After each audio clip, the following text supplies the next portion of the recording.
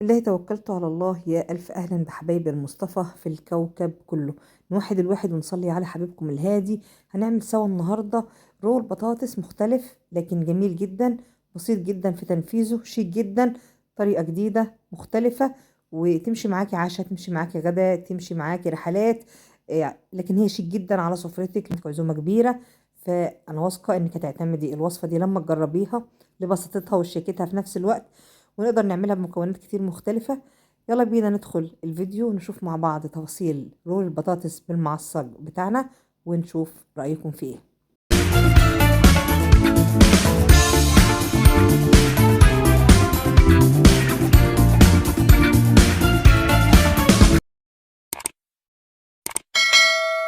بسم الله.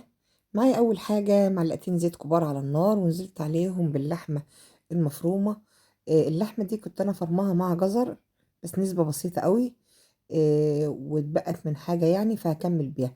مبدئيا أسفة جدا على أي كركبة حوالينا، احنا شغالين في فرح وبنعمل عشاء العروسة جنب شغل الفرح، فطبعا انتوا مش تايهين بقى ان تبقى الكركبة عاملة ازاي والدنيا عاملة ازاي وزحمة الناس. فعقبال عندكم الفرح يا رب، ونشتغل كمان عندكم في الزحمة والأجواء الحلوة دي. أنا عن نفسي بحبها برغم كركبتها. على العموم أنا البصلة، اللحمة عصقتها مع الزيت، في معلقتين الزيت حوالي 5 دقايق لغاية ما بدأت فكت كلها من بعضها وبقت مفيهاش أي تخريزات.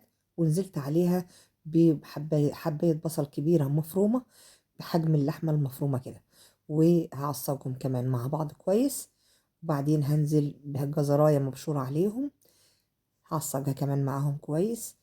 الجزر اللي انا كنت حاطاه في الاول كميه بسيطه جدا، عشان كده دعمت بجزر، لان طعم الجزر مع الحشوه بتاعتنا بيكون جميل قوي. طبعا اي اضافات عايزه تضيفيها ترجع ليكي، ولو عايزه تغيري من اللحمه خالص وتخليها بفراخ او بسمك زي ما تحبي، لو عايزه تغيري خالص وتعمليها جبن برضو يرجع لك. انا هزود هنا كوبايه ميه علشان اسيب اللحمه بتاعتي والخضار اللي معاها ياخدوا غلوتين ونرجع لهم تاني. انا هنا بشرة 4 بطاطسات كبار، تقريبا كيلو بطاطس. بشرها على المبشرة على الناحية الخشنة، وضفت عليه معلقة توم مفروم. عندي 4 بيضات كبار، ضيفة عليهم ذرة كركم بسيطة جدا، ومعلقة فلفل اسود والملح. بس دولت على البيض هضربهم مع بعض. هحط معلقتين دقيق كبار على البطاطس، ما يعادل المعلقتين دول تقريبا نص كوباية. وهضرب البيض بتاعي، هنزل بجزء منه على البطاطس والدقيق، وابدا اقلبهم مع بعض. مش هحط كل كميه البيض اللي عندي لغايه ما اتاكد ان انا مش محتاجه لها. انا شفت الخليط اللي عندي محتاج كميه البيض كلها ضفتها. وكمان هضيف حوالي نص كوبايه جبنه مبشوره موتزاريلا او شيدر، اي نوع جبنه، لان ده هيكون عامل الربط بتاع العجينه بتاعتنا. وضفت معلقه توم باودر وبصل باودر وملح وبابريكا. طبعا انا ضايفه فلفل اسود على البيض، عشان كده ما زودتش فلفل اسود. ومعلقه نعناع ناشفه وبضيفها. لو عندك بقى ريحان او بردقوش، اي حاجات عطريه بتبقى جميله جدا مع الوصفه بتاعتنا. انا ضفت بس نعناع ناشف هو اللي كان متاح عندي. اقلب الخليط بتاعي كويس جدا ونرجع لكم تاني. قلبنا المكونات كلها مع بعضها والخليط متماسك ومترابط كويس. هحط ورقة زبدة. المفروض يا جماعة الكمية اللي عندي دي بحطها في صاجة فرن كهرباء الكبير اللي هو 30 في 40. لكن في الوقت اللي ده ما الصاج اتنسى معانا في الشغل ما جبناهوش، فاستخدمت الصينية دي. كانت نوعا ما سميكة شوية عن المفروض اللي أنا عاوزاه، لكن كانت جميلة برضو وقضت الغرض. اتصرفنا بيها يعني كحل سريع. لكن لو انت عندك الصاج الاكبر من ده يكون افضل في كمية العجينة اللي احنا عملناها. هي نوع الصينية اللي هتستخدميها اللي تفرشي فيها ورقة الزبدة وتدهنيها كويس جدا جدا زيت. مهمة الخطوة دي يا جماعة عشان ما تلزقش معانا الخليط بتاعنا بعد ما يدخل الفرن. هندهن ورقة الزبدة كويس قوي قبل ما ننزل بالخليط بتاعنا ونفرده كله بالتساوي في قلب الصينية. وبعدين اخبط الصينيه بتاعتي كده على سطح العمل زي ما بنعمل مع صينيه البسبوسه مثلا، عشان اكون متاكده ان الخليط بتاعي كله متساوي. وفي فرن سخن على درجه حراره فوق المتوسط هدخل الصاج بتاعي. هيقعد بالظبط 5 دقايق، نشوف لونه كده بدأ ياخد لون بسيط. هطلعه من الفرن، هسيبه يهدى شويه، ما سيبوش يبرد قوي، يهدى بس شويه. لو برد قوي مش هتعرفي تلفيه كويس، فخليه يهدى شويه وابدأي فكي الورقه الزبده من عليه. مرة تانية يا جماعة بفكركم الماتيريال اللي شغالين عليه مش بتاع شغلنا، ده شيء مؤقت عشان ظروف الفرح اللي احنا فيه. اللي رجعت تاني البطاطس على وشها اللي كان في الفرن، وهبدأ احط عليها كمية من الجبنة. الجبنة دي لما تسيح في الفرن هتساعدني على التماسك الرول كمان. هبدأ اوزع فيه جبنة على قد ما انت عاوزة، وتقدري طبعا تستخدمي اي نوع جبنة انت حباه. ولو الجبنة عندك حتى اللي هي المطبوخة تقدري تفرديها على وش الرول أي نوع تحبيه. وهبدأ أوزع كمان كمية اللحمة اللي عصجناها بالتساوي على الرول، بس هحاول إن أنا الأطراف ما اجيش عندها قوي عشان وأنا بلف الرول ما هقدرش كمية كبيرة من اللحمة بتاعتي. وهبدأ من طول الرول ألفه مش من العرض عشان ما يبقاش سمكه تخين قوي معايا، يبقى معقول. فهبدأ من الناحية الأطول وألفه على بعضه زي ما انتم شايفين. مش محتاج خالص ورقة الزبدة عشان تلفيه، ولا محتاج ورق استرتش ولا أي حاجة زي ما احنا بنلف أي رول.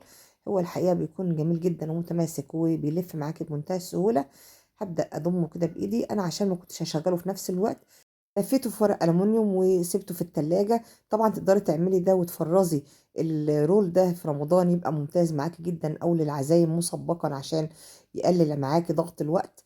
وبعد ما خرجته من التلاجة هبدأ احط عليه كمية من الجبنة قد ما انا عاوزة. طبعا ده هيكون برضو شكل جمالي وكمان طعم. يعني تقدري تضيفيها او لا ترجع لك، لكن انا بحب المرحلة دي وادخلها الفرن تاني، بتديني طبعا نتيجة جميلة جدا. هضيف كمية الجبنة، وقلنا برضو أي نوع جبنة تحبيه. لكن أنا أظن اللي على الجبنة اللي على الوش المفروض تكون جبنة سريعة الذوبان، عشان لما تسيح على وش الرول تديكي طعم وشكل كمان جميل. هضيف في المرحلة دي بسيط جدا كزبرة خضراء مع الجبنة. دخلتها الفرن على الشعلة من فوق بس، وهتتابعيها بس 3 دقايق لغاية ما تديك اللون، درجة اللون اللي انت عاوزاها، والجبنة تسيح. وهتخرجي الرول بتاعك. اكيد مش هتقطعيه دلوقتي، هتسيبيه لما يبرد زي ما احنا متعودين في اي رول. هنسيبه يهدى شوية قبل ما نقطعه عشان نطلع حلقات متماسكة وظريفة. زي ما اتفقنا نقدر نفرز الرول ده قبل مرحلة الجبنة دي، بس يعني يكون ناقصه بس آخر مرحلة دي للجبنة. في الحالة دي هيكون ممتاز جدا وسريع معايا جدا جدا، يدوب هيبقى منه تسخين ومنه ياخد الفينش الأخراني بالجبنة أو أي مكونات زيادة عايزة تضيفيها. يبقى ممتاز جدا. زي ما انت شايفة طعمه كمان أحلى كتير جدا من شكله. زي ما قلت لكم احنا في الفرح، فشيف كمال تبرع بقى ان هو اللي يقطع لنا الرول ده. وزي ما انتم شايفين مقطعه كده بزاوية شريحة. طبعا بتطلع معاكي الشغل احلى، وفي نفس الوقت القطعة الشريحة بتكون اكبر، شكلها جميل ومتماسكة زي ما انت شايفة ما شاء الله. هقطع الكمية كلها ونبدأ نقدمها. قدميها بقى بالطريقة اللي تحبيها. أنا الصينية كانت عندي أصغر من الرول، فمش قادرة أقدم الرول كله على طوله يعني كده كبير، فحطينا جزء من الرول بالطول والجزء التاني بالعرض عشان الصينية اللي هنقدم عليها تقضي. طبعا احنا زي ما قلنا بنشتغل على حدود الإمكانيات المتاحة معانا في المكان اللي احنا شغالين فيه. زي ما انت شايفة بسم الله ما شاء الله، الرول جميل جدا، حاجة تشرف. وصفة شيك على سفرتك وجميلة وطعمها جميل. مكوناتها مش صعبة قوي أو متاحة يعني تحت إيد أغلبنا. وتقدري تستبدلي المكونات، ممكن تستغني خالص عن اللحمة المفرومة في قلبها وتستخدمي جبن بس، ولو بكميات أقل ما احنا استخدمنا. زي ما تحبي تقدري تستخدمي كبدة، فراخ، سمك، حشاوي اللي تحبيه متاح جدا من الحشاوي. وكلها أطعام جميلة، وكلها هتضيف للوصفة بتاعتك إضافات مختلفة هتخليها كمان أحلى من الوصفة اللي معانا النهاردة. أتمنى رول البطاطس بتاعنا النهاردة يعجب حضراتكم، وأشوفكم بوصفة أسهل وأسرع وأحلى من قناتكم أوبن بوفيه اللي انتوا دايما مشرفينها بدعمكم ليها. طبعا زي ما انتوا شايفين الناس كلها كانت بتصور على السفرة. أتمنى إذا الوصفة بتاعتنا عجبت حضراتكم النهاردة تشرفونا بالإعجاب والتعليق على المحتوى والاشتراك في القناة لو نستاهل وجودكم معانا. استودعتكم الله، السلام عليكم.